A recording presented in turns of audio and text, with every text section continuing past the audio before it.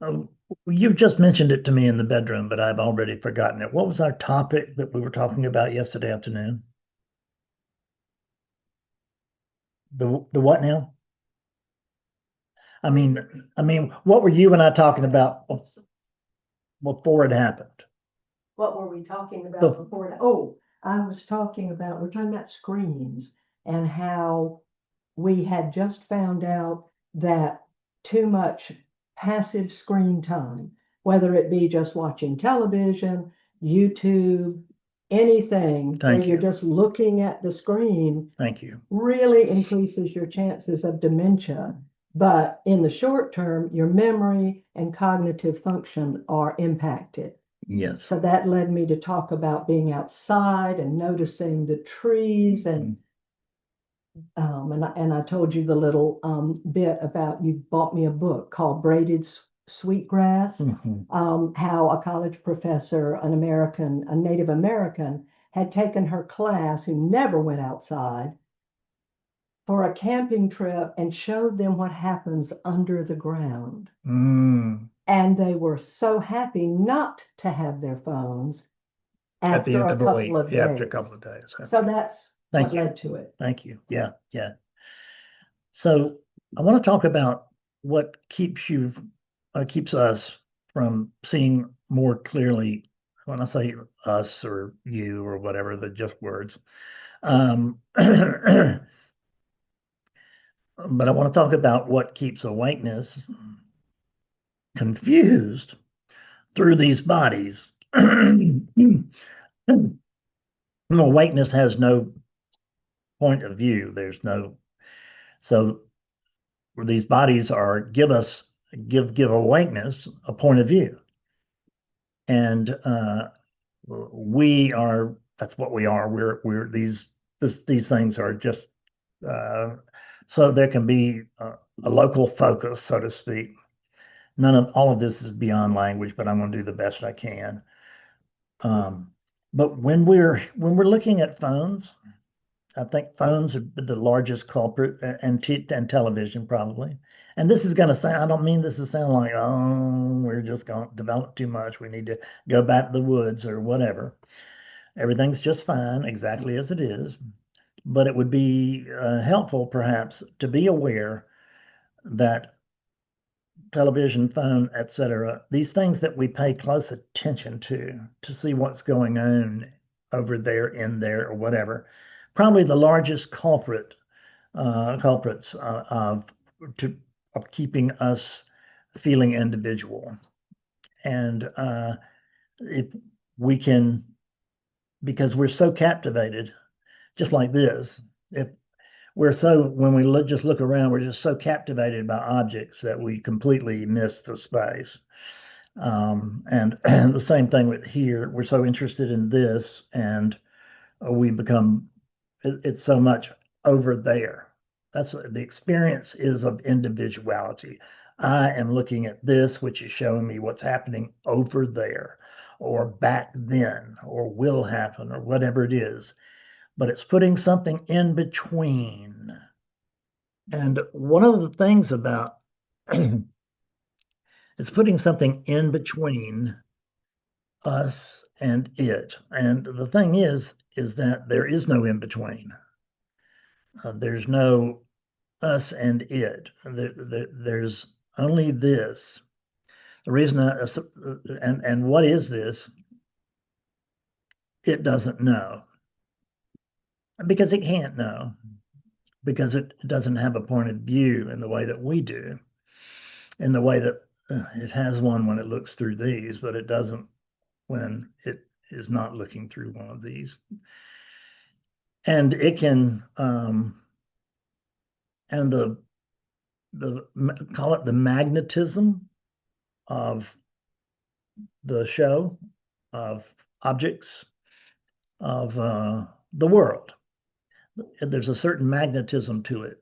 And when we get pulled into these things or whatever, that magnetism just loosens right up, way up. But when we get off of those, and we're certainly we're going to be captured by the backgrounds here, but there's hope for us here. I'm not saying there's no hope watching TV. Everything can happen any way it wants to. What I'm talking about is what's common, what happens most, what is most common. That has always been this teaching's idea is if we can't reach everybody, then let's meet the most common experiences. So when we're just looking like this, we can forcibly, but don't force it, but we can manually, that would be the way to put it. We can manually begin to see truth. I teach you to do this by saying, notice that nothing actually has a name. Nothing has a name.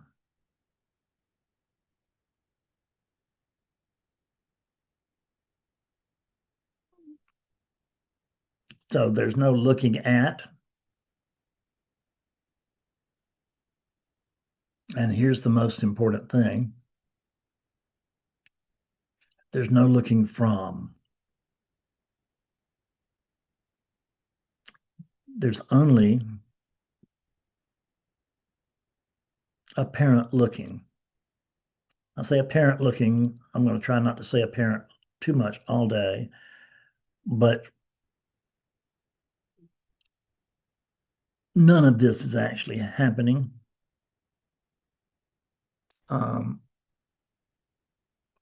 It's all of this is as real as anything else. And we're not here to deny relativity. We're not, and we didn't come here to fight relativity. And relativity is, I mean, we made it up. There's no relativity. Everybody who thinks I'm not seeing so clearly today cannot not see clearly because there's nothing else to see. There's nothing else to experience other than this show, this river. But this river, from the standpoint of oneness, this can't not be oneness because there's only oneness, but there are levels of oneness, and this is actually dreaming within oneness. It is oneness dreaming of, but the way to see this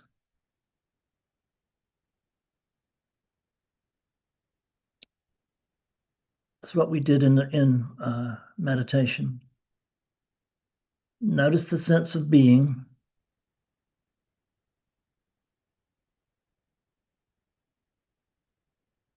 And then notice that it is not, there's nothing somewhere trying to locate something else elsewhere. There's no such thing as something else.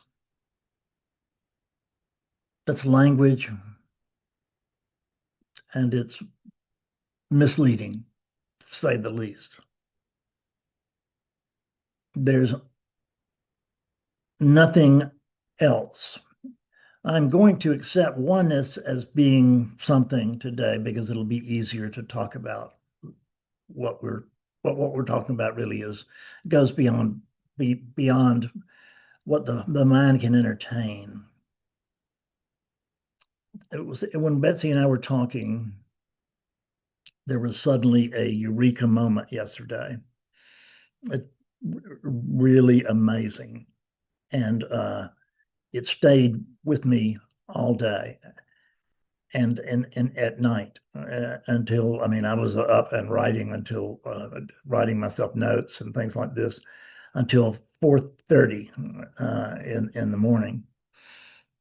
I'm going to try to do this to the best of my ability.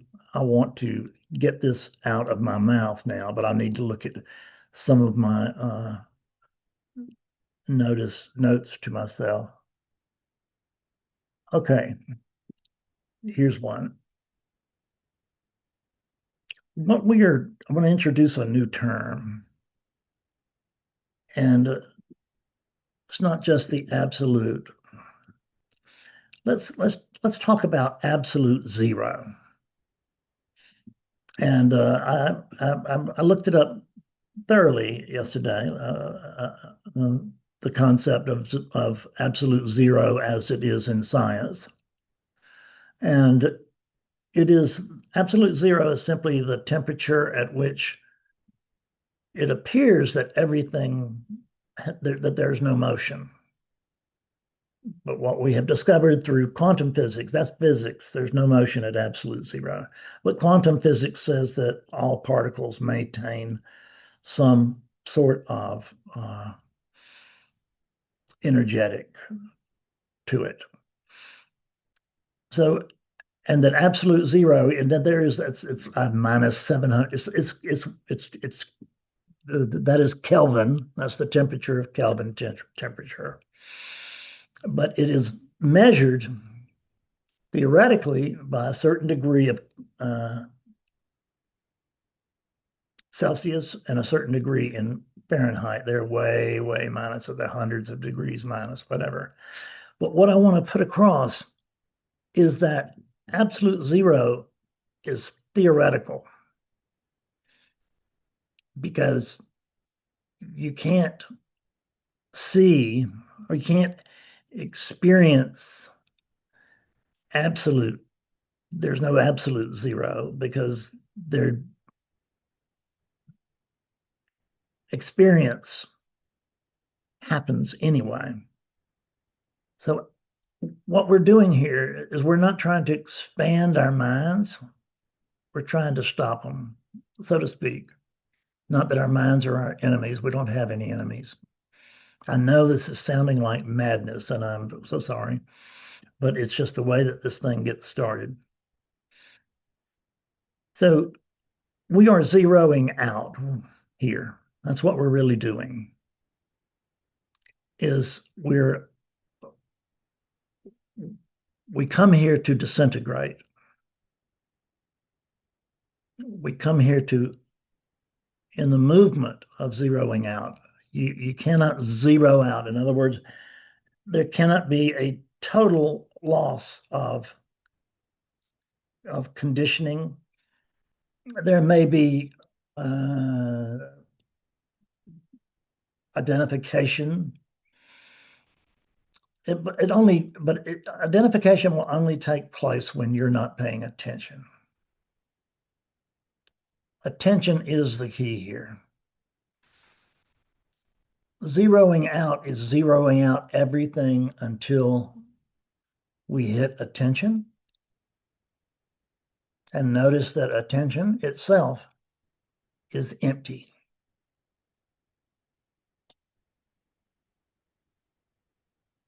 The very attention that is looking around at the room or at this unit or whatever it's looking at, the attention is the key because that's all that actually exists is that attention. That attention is that zeroed out. It's that absolute zero, which it means that it's as close to nothing as but it's theoretical. There's no one to actually reach that. There's no one here to actually zero out. So speaking to myself, speaking to awakeness, what it means is that it's this, we're diminishing active thought, in the absence of attention.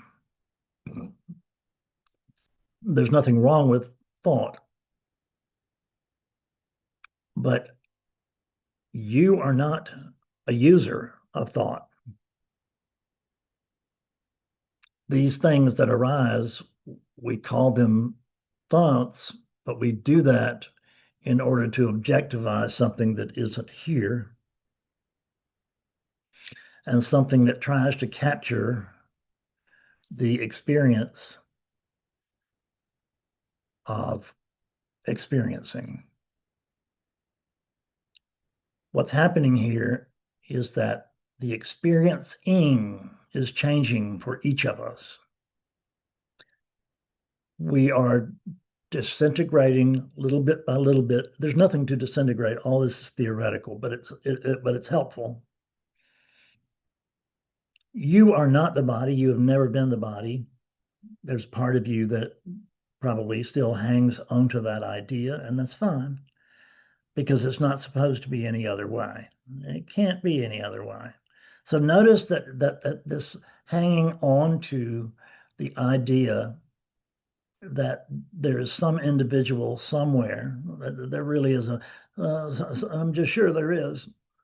There's some Fredness, something real here somewhere. And that very movement, that resistance, that's thought. But they're not your thoughts. Thoughts arise within the dream. They're not your province.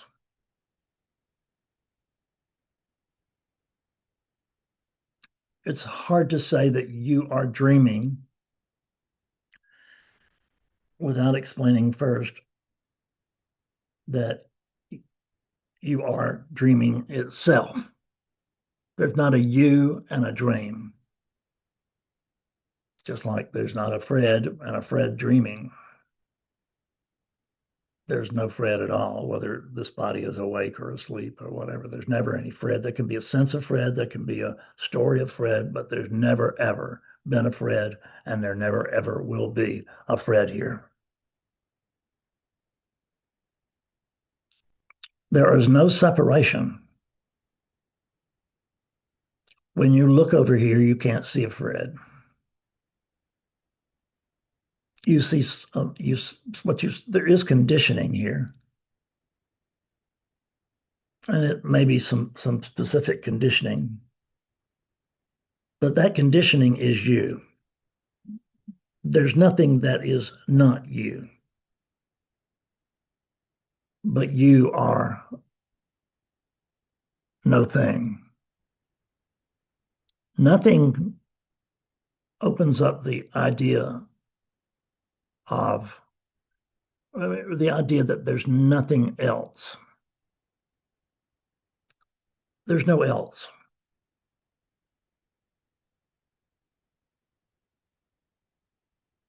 You are this living space. I'm going to say we because it just has a better ring to it, but there is no we. There's only it. Even the word you, there's still so much sense of connection that it would have been just like my introducing everybody at the beginning of the meeting. Is that it's still, we'll still go on with that probably, but it does throw you off, which is not the point of this. We're not trying to squash individuality. We're trying to notice that there isn't any. We're not trying to get rid of the lines of division. We just want to notice that there are no lines of division. This phone certainly creates a line of apparent division. A television. See, what the problem is that when we use these things, and it's fine to use them, we're going to use them, but we don't want to maybe use them all the time. We don't want to use them more than just recognize that any time that I pick up this phone and use it for anything, that I have drawn a line now that really isn't here, but it's a psychological line that there's a me here and a phone there, and that further away there's yet something else happening. I want to see the news. So what is the news? It's what's happening in the universe. And here's the big news. There's nothing happening. It doesn't mean that there is relative experience, which is simply the absolute experiencing itself objectively, which is impossible for it to actually do. So this happens. I mean, this is just sort of my indirect summation.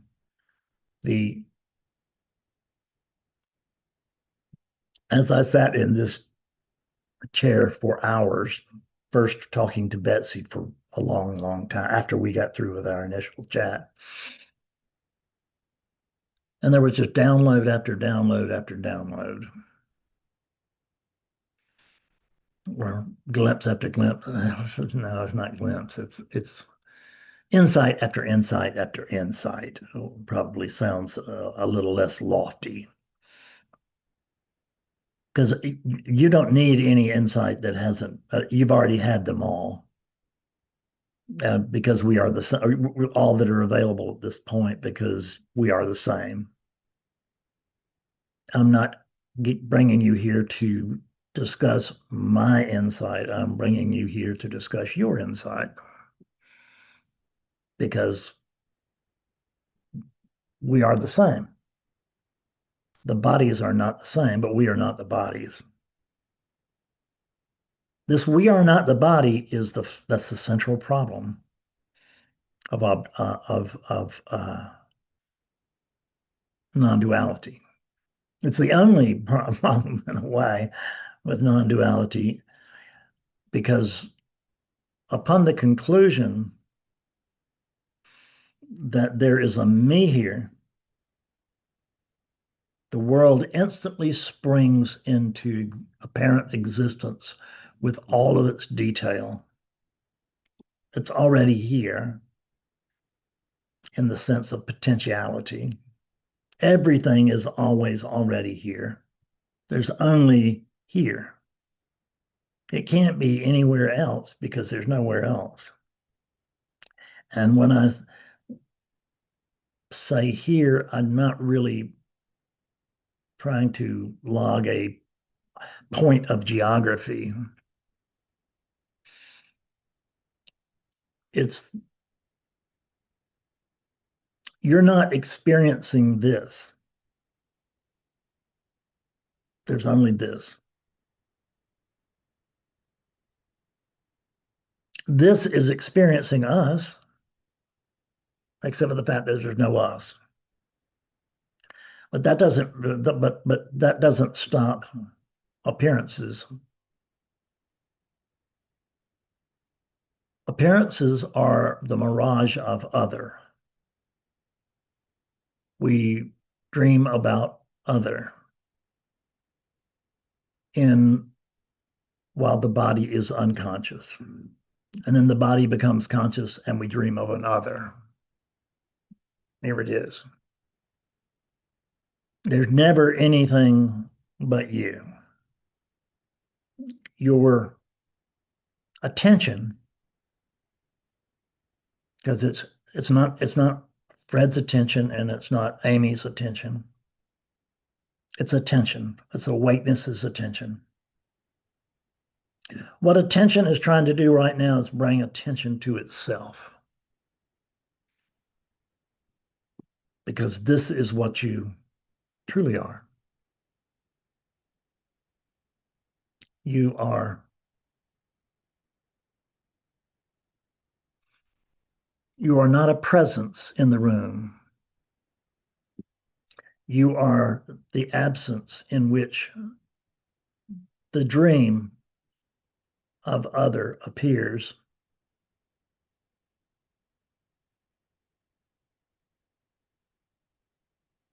And as long as we are not attentive to truth, then we are hung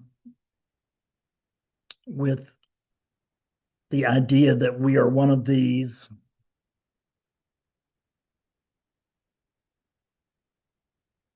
even the idea that we are all of these. See, there's no one of these or all of these. There's no these, but we're pretending there is in order to move forward.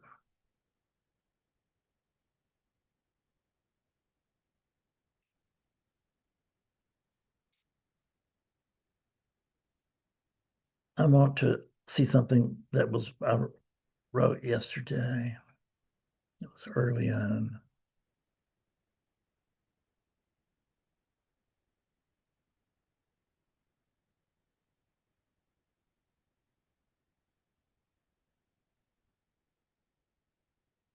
Yeah. So what we are experiencing is non-dual blindness.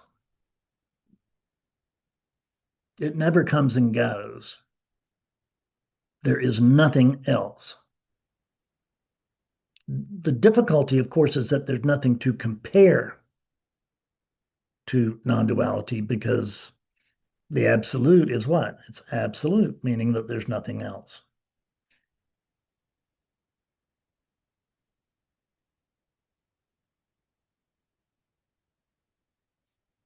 But we attempt to compare because what we're doing is we're attempting to be individuals. Because I don't think that relativity is our experience of relativity. There's no relativity. There just isn't. There's only non-duality. Here it is. And what's trying to figure out what non-duality is will do itself a great favor if it will quit that. Quit trying to seek a non-dual experience. You are the very non-dual experience that is being sought, talked about, written about. And it's you are it because you cannot be it, but you're not. It doesn't mean that Richard's it. There just means there's no division. There's no Richard. I have a little square here that says Richard Ozer at the bottom of it. It's not true. The image is as true as anything else because all of this is images. This one I have assigned, this image I have assigned a certain importance to. Why? Because it's named. It says Richard Ozer. A few years back, I could have looked out and seen that unit, and there'd be no reference point until I got out of our original state of oneness.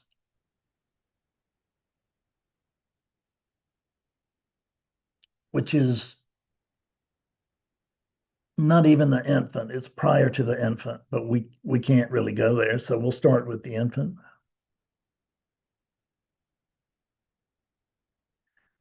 We move out of the real experience, a pure experience.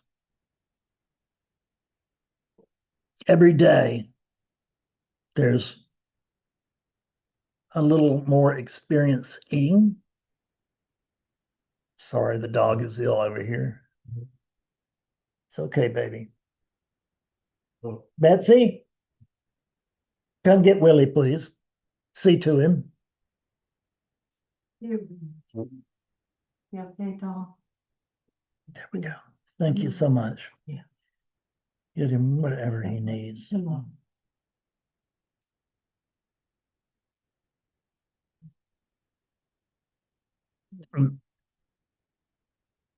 Betsiness just came and picked up willingness. That's the dream.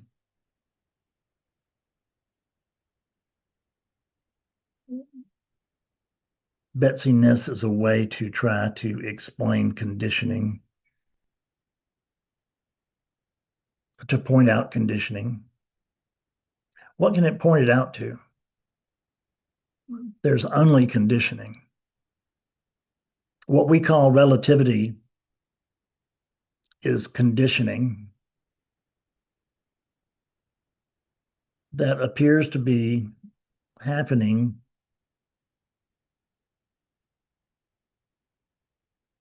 only if we get way, way, way back can it even appear to be happening with a background of empty space.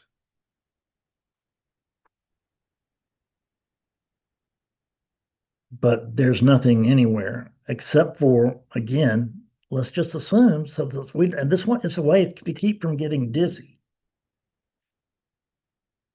is just accept that we're never going to understand zeroing out. We're never going to understand what we really are, the nothing. It is not understandable. The only thing that can happen here is that there is an intuition. And that's really what, when they talk about the mathematical or the scientific absolute zero, there's the giving up point, is what there really is. And that's what we want to reach. And we can reach it right now. Simply denying everything that you see is being seen by something.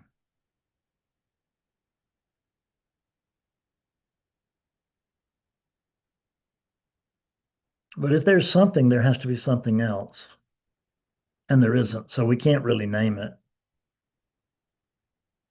What I'm trying to point out is beyond words. That's the reason I can't point it out. I can't spell it out. The very best that I can do is, is to try. And what we're trying to do is just break this apparent non-dual blindness. We are blindness to we are blind to the truth. We are so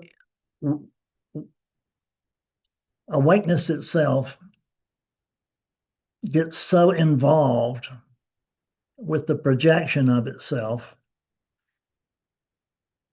that it is felt to be real, but it's not felt to be real by you and me. There is no you and me. It's felt to be real by awakeness.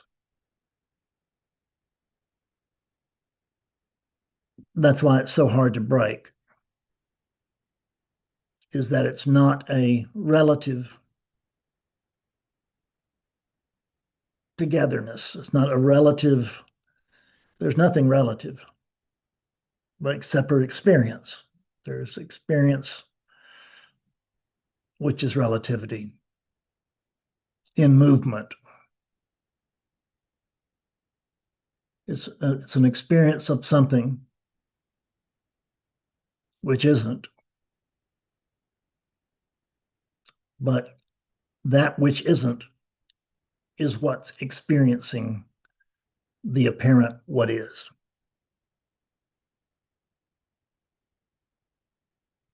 So when we say that this is it, we're not talking about this is what Fred can see or what Fred can hear. All of that is made up. And over the centuries and millennia, awakeness has developed more and more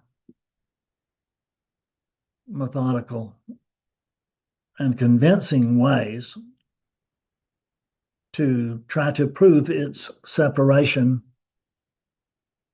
from this. But there's no separation from this because there's not even this. There is the projection, by which I mean the dreaming, by which I mean I don't know exactly what I mean. But it's not madness. It's just the inability to use language. Right now, stop using language to yourself. Stop translating everything into language.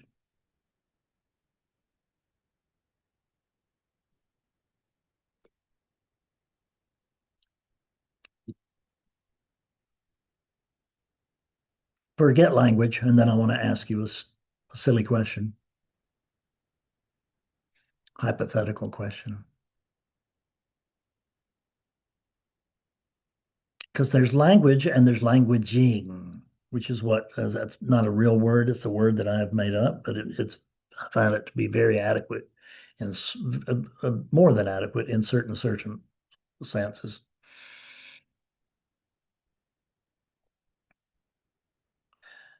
So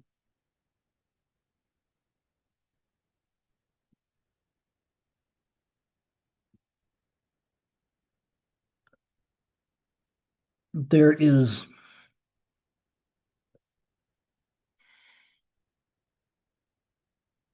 we're trying to connect with ourselves. How will I connect with my hand? And given oneness, how can I disconnect from this custer? It'd be very difficult because there's no I here. And that's what throws us, is that there's a very, very strong sense of I, a sense of me. And when once we gobble that up, there's automatically the sense of other. We dream of other. There is no other.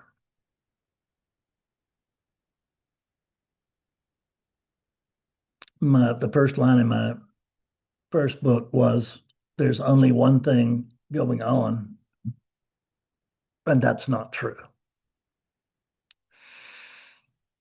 It was true from that perspective, and from a certain perspective, it's still very true.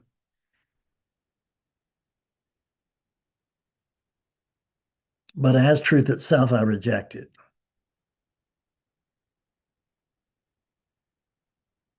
Because there is this world of appearances. The ancients used to call this the world of appearances. And I'm pretty sure it's because when they had sat around and meditated for years around the fire, they found out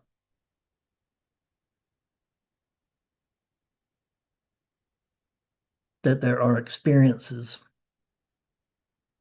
or there is experience, apparent experiencing, but there's no experiencer.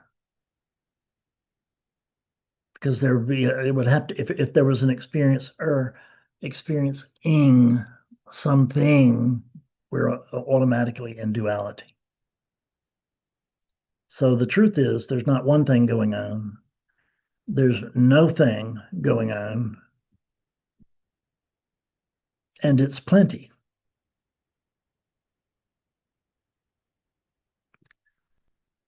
We are everything that is, and the unit wants more. There is no more.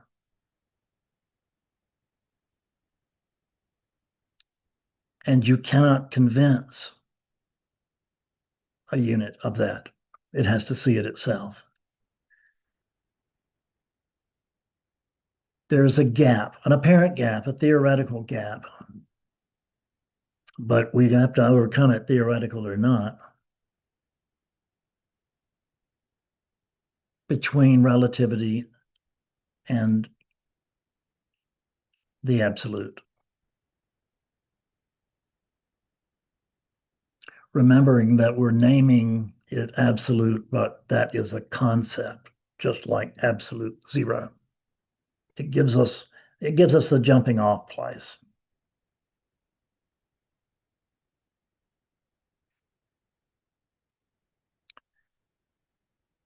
As we begin to clear, by which I mean that the magnetism begins to weaken. You can think of it as being, as magnetism springs from it and cannot really be distinguished from it because there's nothing from it. There's just it. And in magnetism, there appears to be a solidification of particles that ends in one of these.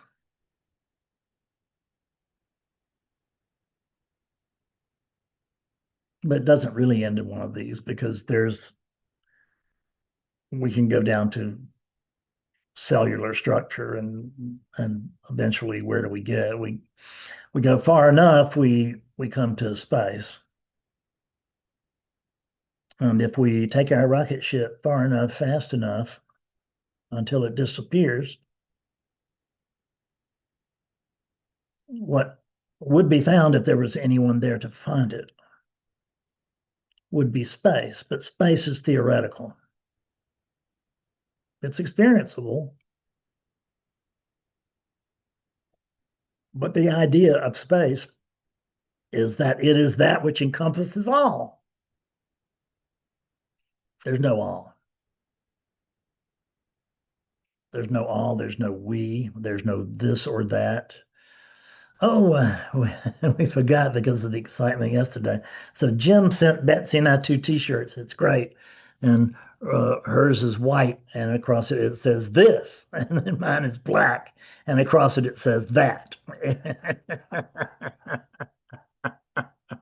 you, Jim. Yeah, thank you, Jim. We enjoyed that so much. And what we want to point out here is that the T-shirts are pointing to this, which is really the fundamental. In relativity,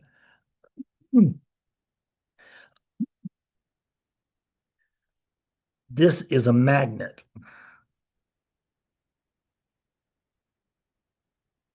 It's so is this computer screen, TV screens, any kind of screen.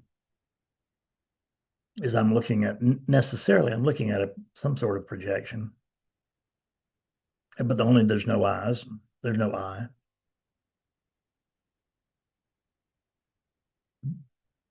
And there's no need for projection because there's no need for anything else. You don't need to understand this because you are it. You cannot understand this because it's not understandable. Intuition crosses the apparent gap between relative and absolute. We have been hoping all of our seeking lives, at least, for a relative experience of the absolute.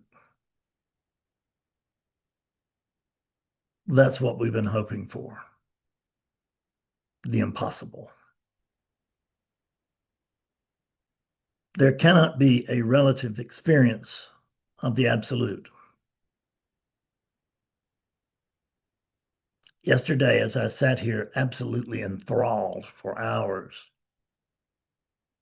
and I got up and went to the other room and sat down and sat in there for hours. And then last night I was, like I said, I was up till 3 o'clock on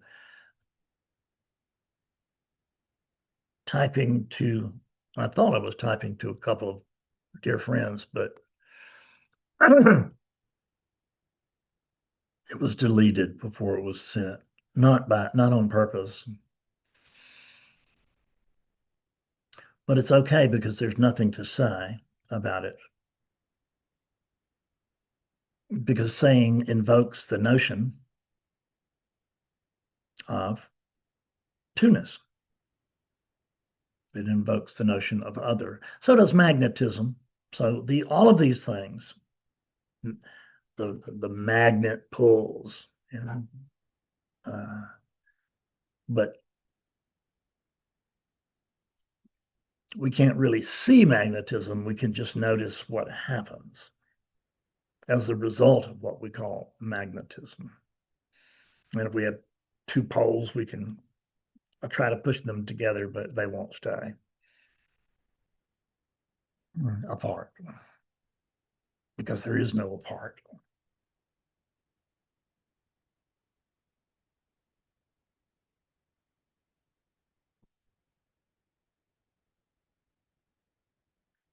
There is no, even though I will speak of it, there is no pure space because there's no actual space at all. So there's no space pure or impure. There's no pure or impure Fred because there's no Fred. Whatever you think you need to overcome in order to begin to see in a non-dual fashion is an obstacle that you have created in order to maintain the claim of individuality.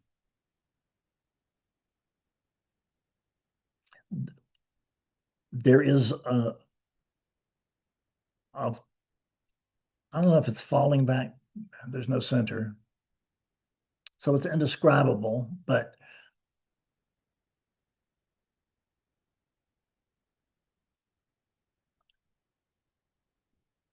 oneness is allowing, and I'll use that word, but it's not true. But oneness is allowing itself to come to the cosmic understanding. It's the cosmos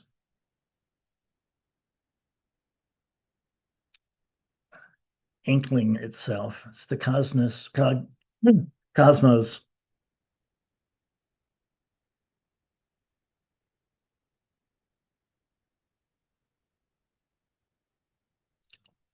which is also an idea, a thought.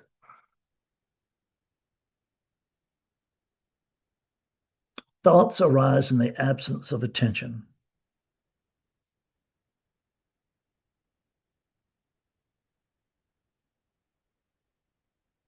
The absolute is not a user of thought or words or even symbols.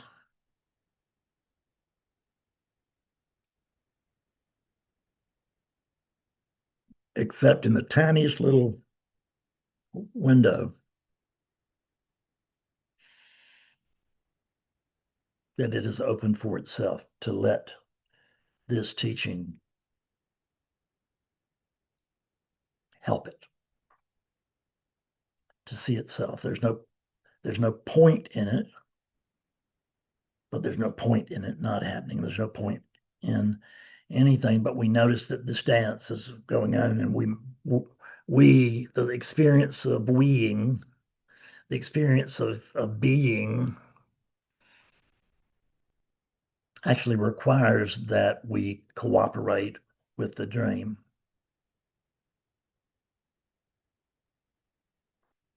We can fight with the magnetism all that we want, but when we're done fighting, the magnetism is still there.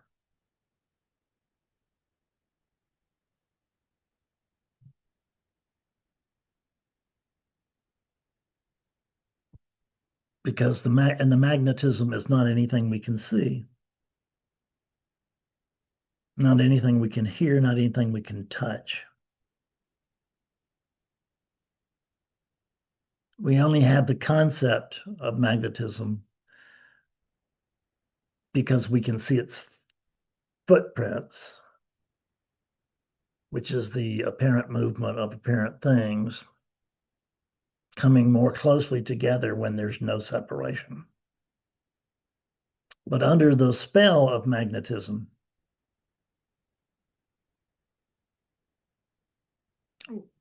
the mind manages to solidify, just for the sake of thought, uses thought.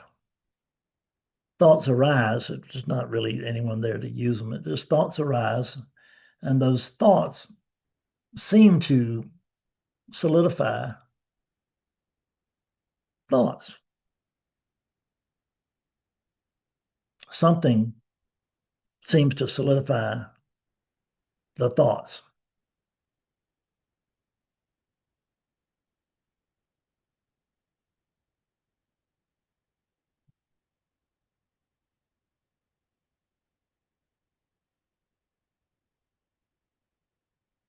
And thus we invent other. And once we have invented other, the deriving desire for so long as the experiencing lasts is to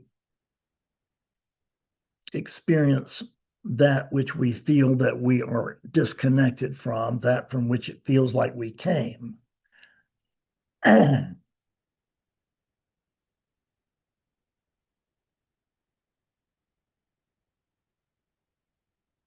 Everything comes and goes,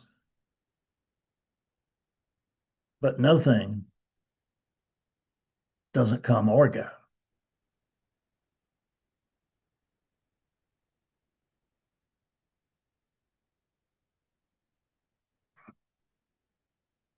All of this is not happening in you because there's no outside to you.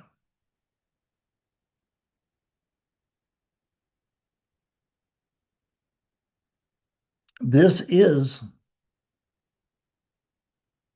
the experiencing of oneness, experiencing oneness. And the human can feel like it has a part in that. It wants its part. It wants its individual accomplishment. The magnetism here that is holding thoughts and projections together.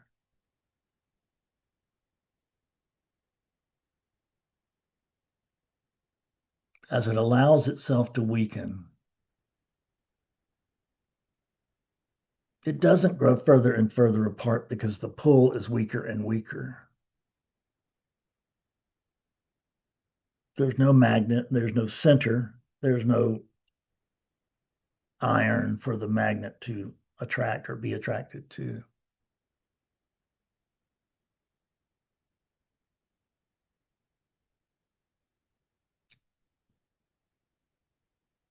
We come here to zero out. We come here to disappear.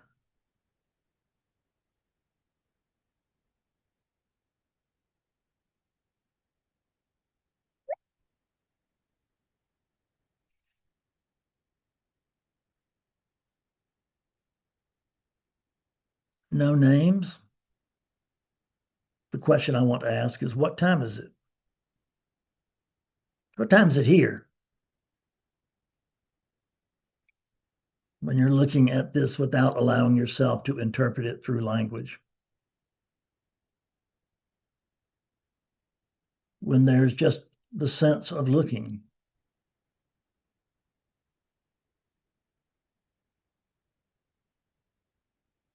That sense leads to a false conclusion. or points to a false conclusion, which is that there's a looker and a looked at.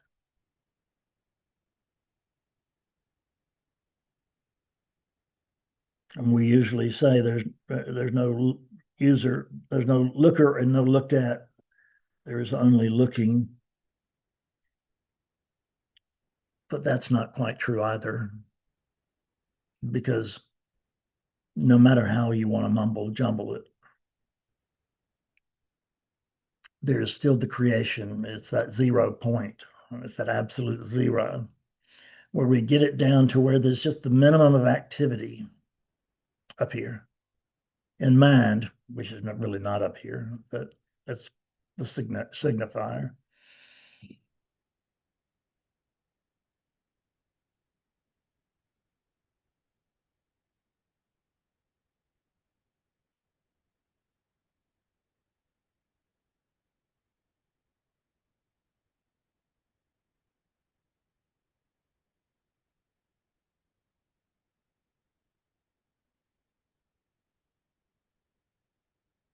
I notice that the words have hit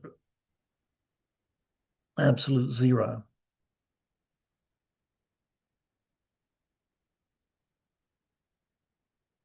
And that nothing of importance has actually been said. But the only thing of importance,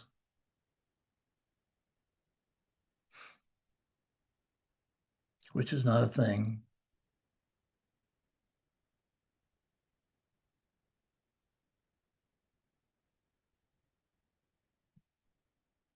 so it's going to sound like complete madness from here. I think it sounded like complete madness for this hour. This will not be a YouTube video. I had an idea that I was going to come out here and very succinctly describe the experiencing of the ex extraordinary day, is what we call it, and night.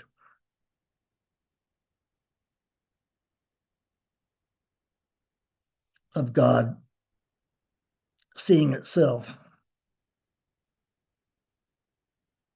more intensely, more thoroughly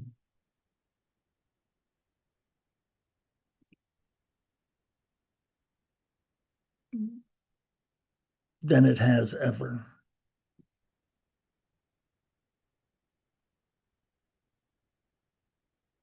The only thing that could be saying that would be God itself. And I don't want to declare that I am God, because there's no I.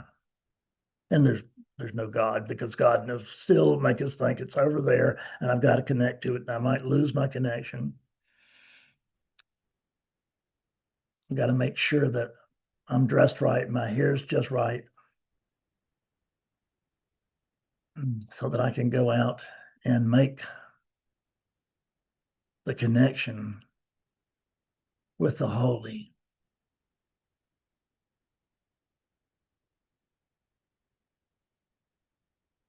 You can't really dress up the holy.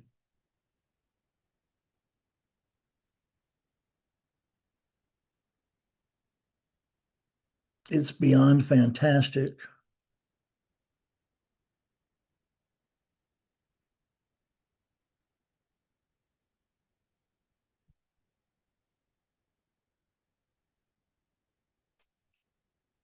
And it's beyond experience. So how do I describe the last 24 hours? I can't. It can't be described.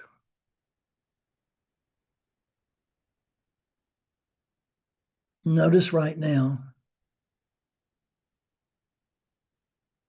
eyes open or closed, wherever they are.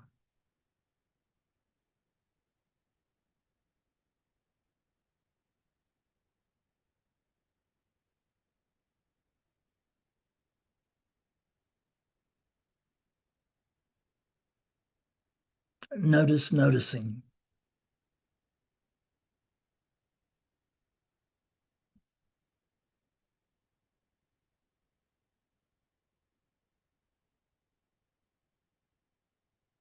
Noticing is the act of invention,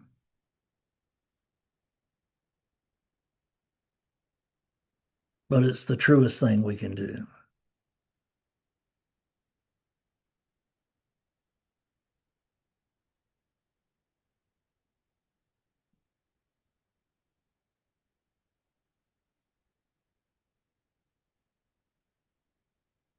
The unit's going to be quiet because that's all that can happen right now.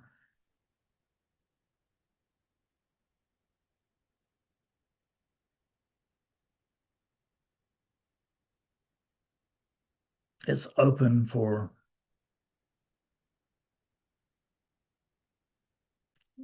conversation, if you will.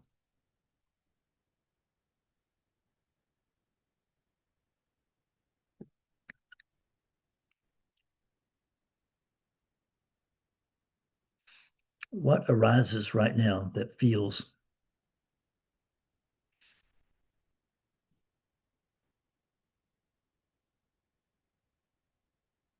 unspeakable?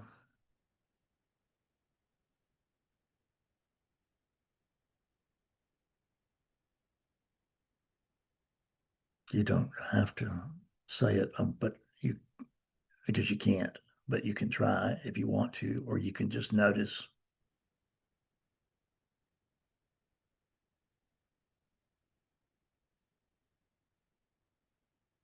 Cliff,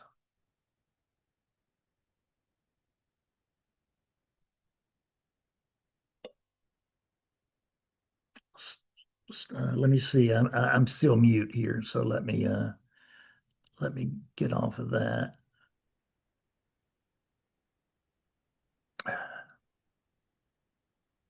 There it is. I think I'm still. I don't think I can hear anything else. Somebody else try to say something, please. Hi, Fred. Oh, I'm not muted. My microphone. So But I don't know what happened to Cliff. well, I don't know what happened either, but it's gotten up to try to fix whatever it was that was wrong, which for the first time ever I declared here instead of there. Yeah. Well, while I've got your ear, can I spring in? Yes, Well, please. well, there's all this talk of absolute zero, and it just I know a bit about it. It's like that's what when things get to that level, they become superconductive, materials in the physical world. Superconductive, no resistance. Right? Thank you. Yeah. I Yeah. had not I had not framed it like that, so I appreciate that very much. You're welcome. We're welcome. And the other thing about Yeah. can you just this noticing as an act of invention? That's a new one on me. It is a new one on me. Yeah, because today I was just staring out the window, maybe zeroing out. I was looking out the window, and I thought I saw a bird on the grass, and it was only a leaf, but I didn't. I was going back and forth between the conviction of it's a leaf, it's a bird, it's a leaf, and then there was like I wanted it to be a bird, you Mhm. know. So I was like wanting it to be existing as a bird because it looked like a bird, and I'm going to be right, you know. And it was just a leaf. So this was going on for And about 2 minutes. This. what there really was, or what's closer to the truth, is that there was wanting, Yeah, yeah, yeah, yeah, and within the yeah, wanting, yeah, yeah. Cliff will come back. Yes, I'll pop up. How's that? That's perfect. Thank you so much. Okay. I put in my microphone headphones, so it's easier. Yeah, right. What a wonderful day today, Fred. I got like a pages of inspiration I had to scribble down. I don't know if I'll be able to read it tomorrow, but this concept of absolute zero and oneness or non-duality, and plus a million other things, but it just was just I'm just like, why did I think of that? That was so brilliant. I know a little bit about absolute zero, and you're right. absolute zero is a concept. It Mhm. doesn't exist scientifically. It's like exceeding the speed of light in physics. Absolute zero could never be reached. Mhm. Why could absolute zero never be reached? And the answer is when you start to remove all of the energy and the motion to cool something, and this is where what I love about what you said, to cool something, you have to have something colder to cool it. When you get down to that last infinite piece, you can't have anything colder than absolute zero, so you could never be cool to I that. So love this. I love it's this. an impossibility. Now, what I was seeing through that is non-duality, and I'm just going over what you said, all right? Please. Okay. Can never be known because it's inclusive of everything, and to know it, you would have to be separate from it. That's it. So it's the same line of reasoning. It's just an impossibility. It's an Folks, impossibility. don't try it. It's a waste of time. It's just the seeking of something that's impossible, like absolute zero. It's a concept. Relativity wants a relative experience of the absolute, and there is no such thing. There is no such thing because the definition of it, again, would make it impossible. But here's something to wonder that I wonder about.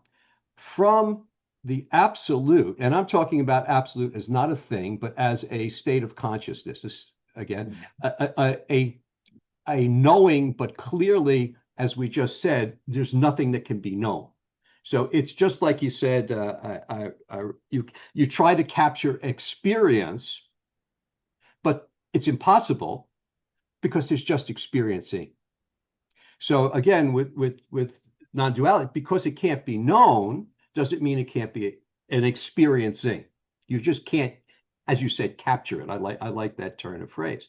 But from the non-dual awareness, it doesn't seem to be at all difficult to shift into a dual awareness or a relative awareness. It's not a hard thing. It's quite easy and it's natural, just putting on a pair of slippers. It's conditioning.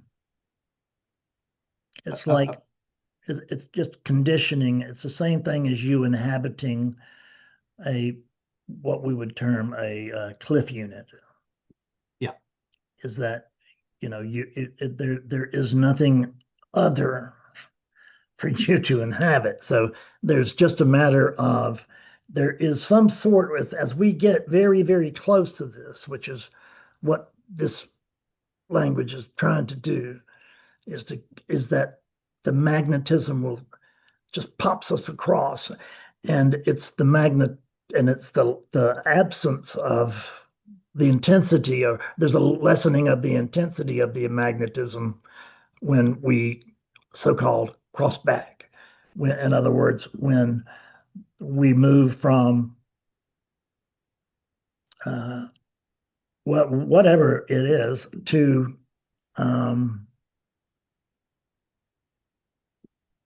this, we're removed from and we move from this, but it's not. There's no movement. It's frozen. But there is a magnetism. There is a gap, a theoretical gap, which is just like that absolute zero. We think there's something at the end of this that is absolutely going to click. Absolutely bad choice of terms, but there's something else.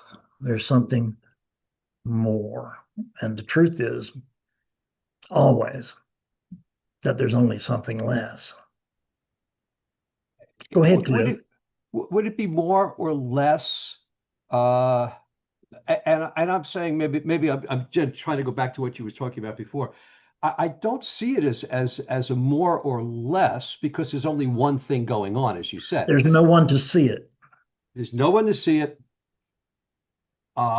And there's only one thing going on. So you can't have more or less. So the relative can't be apart from the non-relative or the non-dual or the oneness. No, it's the feeling. It just has to be, it's all inclusive in one thing. It's just, isn't it just how it's seen? It's all inclusive in no thing. Of no thing, yeah. one thing, even if there's one thing, the very idea of one thing is two things, hence the Advaita, not two, which is closer to the truth than oneness, but it's also too much of an encumbrance to speak of it that way. Yeah. I don't have no idea what it is or what it isn't. I'm just talking about mere appearance. So things can appear in the relative form. It doesn't seem to be a problem for me because I realize that it's clear to me that it's a mental construction. Yeah, but a useful one. You have moved from direct experience into Cliff explaining or failing to explain that direct experiencing. I would quit while I was ahead. Right, but I don't think I'm trying to explain a direct experiencing because, like I don't think I am trying to. There's so much Cliff in that. Okay, Fred. And it just really, and I love you. I'm not trying to. This is the most loving thing that I can do. Okay. I want to tell you that where you started.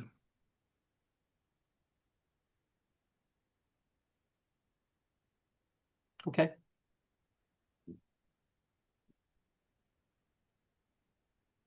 Thank you, Fred. Thank you, Cliff.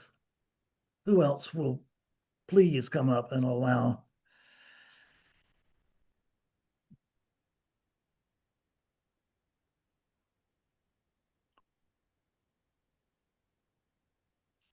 We have to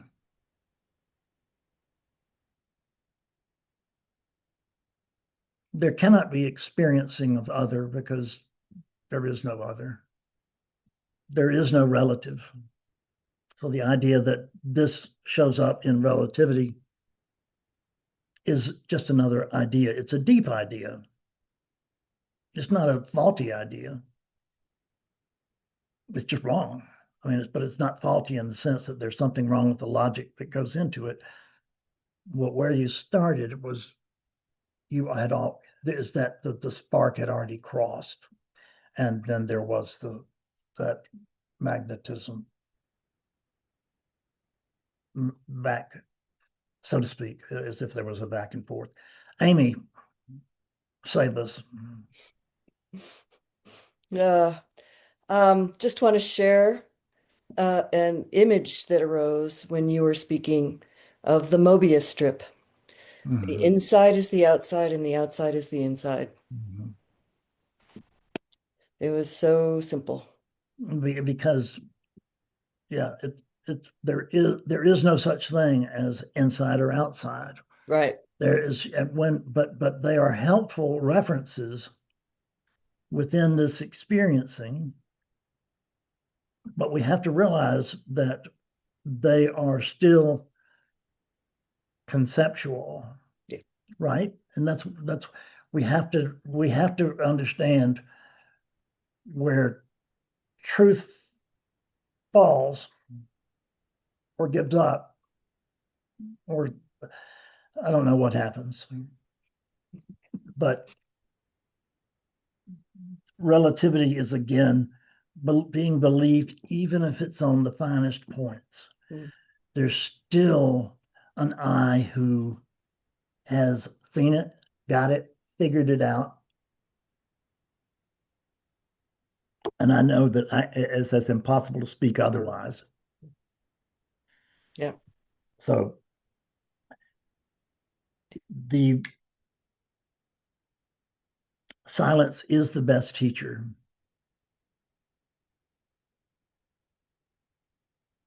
Okay. Thank you, JP.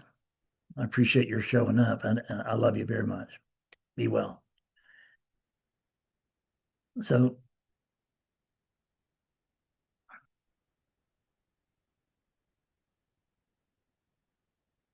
John Lane. Yeah, I think you can hear me, right? Okay. Yeah, so I think basically we're sort of in the territory of the Tao that can be spoken isn't the Tao. I think that's sort of the territory. And I think another vantage point could be the paradox, essentially, because it seems like there's somebody experiencing, but there's really not.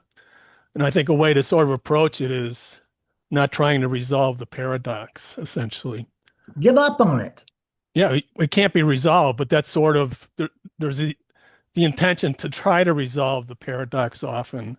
So if you give up, again, it's sort of something that can sort of happen. You can't make it happen, but not resolving the paradox in a way is going towards the territory you're talking about. So, and it's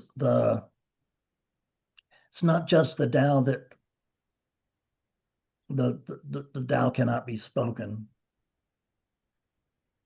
The Tao cannot be thought. We cannot actually think about this because it's not occurring in the world of thought. That's a human, apparent relative human experiencing. And what's being referenced is simply beyond. Again, silence is the best teacher, but I haven't figured out how to get a whole bunch of people to just sit, right? But we could do that, and I think that we should try that sometime. Get together and just sit. Amy seems to like that idea. And so if you think that would be a worthwhile non-experience, or at least it would be experiencing, but we wouldn't have to break a code.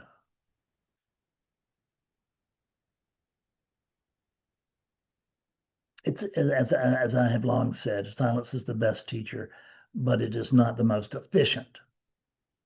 But that's true on one level. But the understanding that efficiency is comparison too. Yeah, if I can just say one more thing.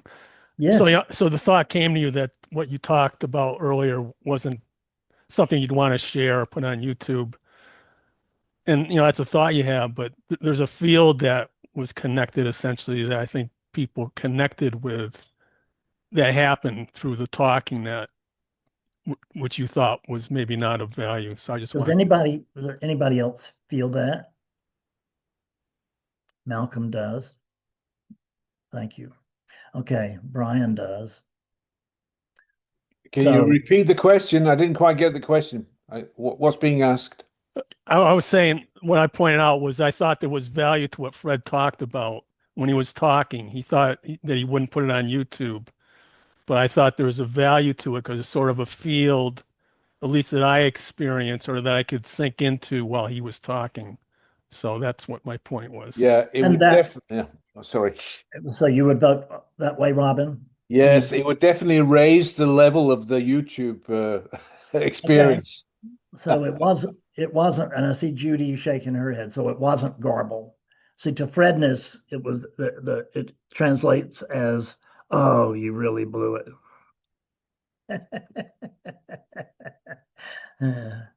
But yeah, I'll go with your idea. And just we'll get out of it what we do. Brian, please. You used a phrase which, if I heard correctly, was non-dual blindness. Yes. Could you say what you mean by that? Well, what I mean by that is impossible. So, because there's no one to be blind to it, but it is the words are pointing towards the idea of I'm blind to non-duality because I'm looking for it. So lost in the dream. Yeah, when you're lost in the dream, there's no one that's lost. And that's the words just won't let us. But by non-dual blindness, it is a relative term to try to express the inexpressible as well as possible through this unit at this, it may improve as we go. It's changed a lot over the years, but I haven't been teaching for 20 years, but I was actually teaching before I woke up, so I guess that's not true, but that was, it had to be it. See, it really, you can't grab it, hold it, and recognize, there because there's nothing to grab, but there is the feeling, and that's just the magnetism working. That there's that the magnet is working even in an empty field.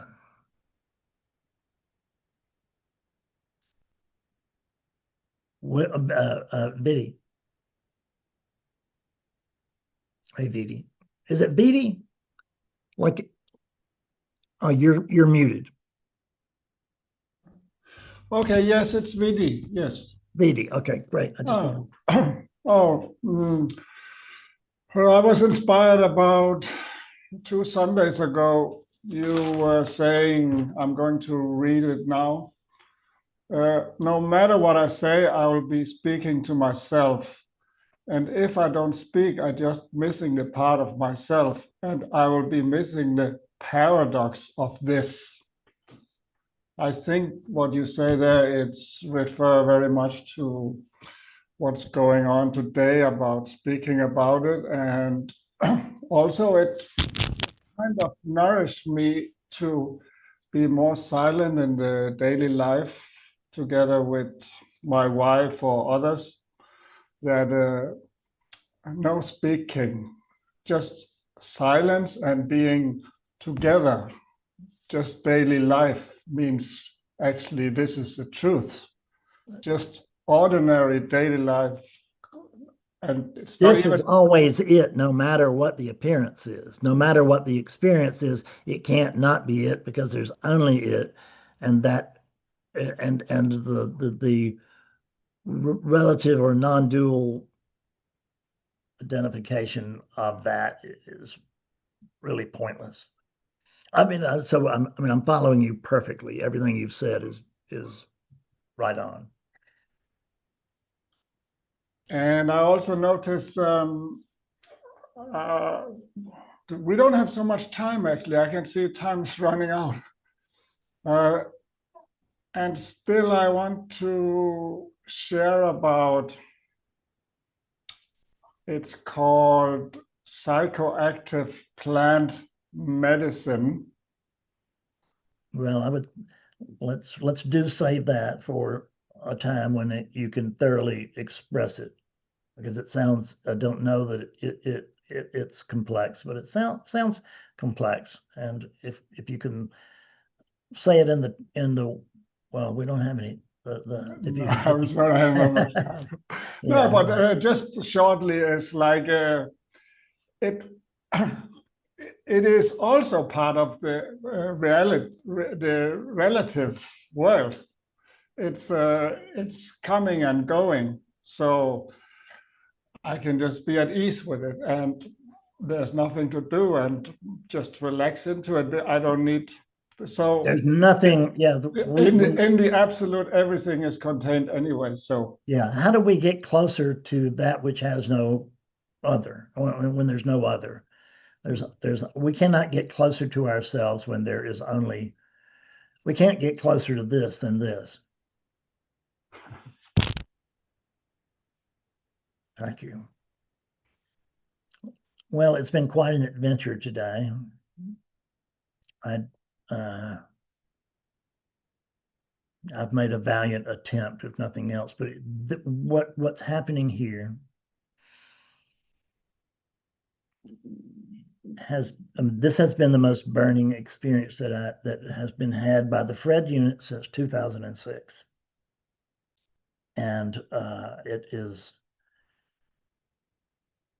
the teaching has just reached, or the understanding, I don't know if the teaching, but that which is teaching me, so to speak, has just reached a clarity that was previously unavailable.